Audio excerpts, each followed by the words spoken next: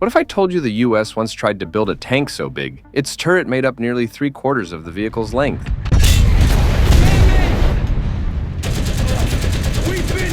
Today, we're looking at what the T58 Heavy Tank really was, not as a project, but as a machine. From firepower to protection and mobility, here's what this Cold War beast brought to the battlefield. The T58 was a 66-ton American heavy tank experiment, built on the M103 chassis, but with a turret so large it covered nearly 3/4 of the vehicle's length. It had a crew of 5, commander, gunner, driver, and 2 loaders, and they needed every one of them, because at the heart of this machine was the 155mm T180 smoothbore gun, a direct evolution of the T30's T7, now redesigned with a vertical breech, bore evacuator, and a compact recoil system. The gun fired separate loading ammunition from a 6-round autoloader, capable of delivering up to 23 rounds per minute in short bursts, far faster than any other U.S. heavy tank. In total, it carried 32 rounds. There were 2 primary shells. The T267 Heat, weighing 48 kilograms, could punch through 406 millimeters of armor at 0 degrees, 353 millimeters at 30 degrees, and 203 millimeters at 60 degrees, regardless of distance, with a muzzle velocity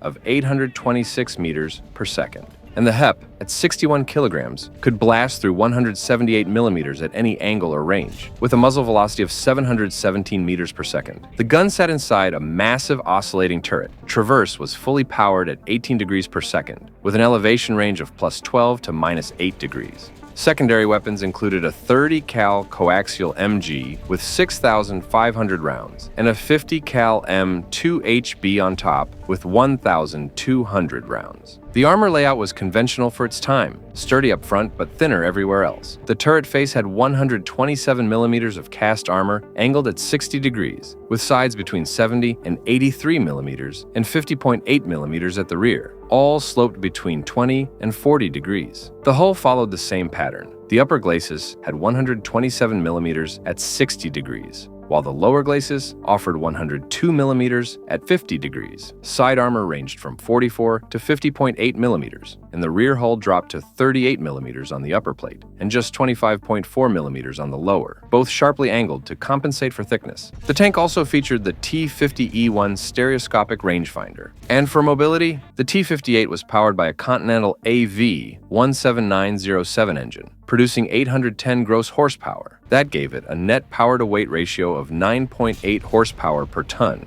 and a top speed of 35.4 kilometers per hour. In short, the T58 was a heavyweight, auto-loading beast with firepower that outclassed anything in the American arsenal.